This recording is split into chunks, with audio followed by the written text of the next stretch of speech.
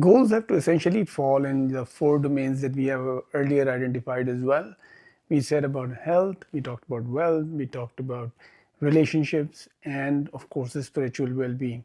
Whenever we have the conversation of goals, we start thinking about a very big goal, a singular goal towards which we are going to target for and forget about everything else that is happening in our lives.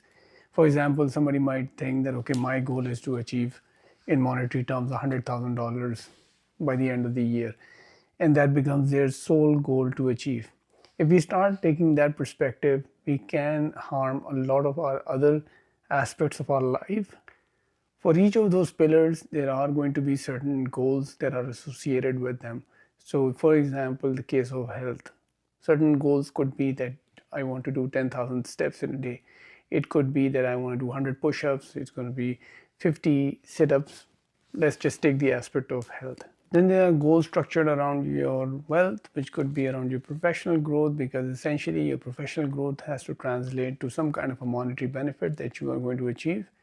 It could be that you want to achieve a certain promotion. It could be that you want to complete a certification. It could be that you want to create or expand your business in newer areas. That's the wealth goal. Then there is the family goal, that you probably want to reconnect with your family, your friends, your immediate family members, for example, your brothers, sisters, or if you've been disconnected from your parents, you would want to establish a greater connection with them. Then there could be some kind of a spiritual goal that you want to accomplish for yourself. There is an important aspect that for all the goals that you have in these four areas, that you list them all down.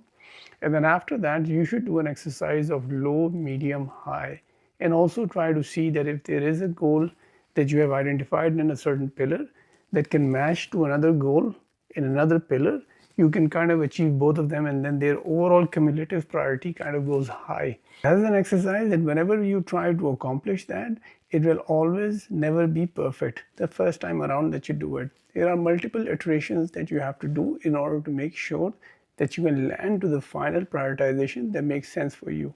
But that does not have to mean that you do not take the first step and not prioritize them. So, anyway, just to summarize what we just talked about, we talked about the four pillars: the health, wealth, relationships, and the spiritual aspect of it.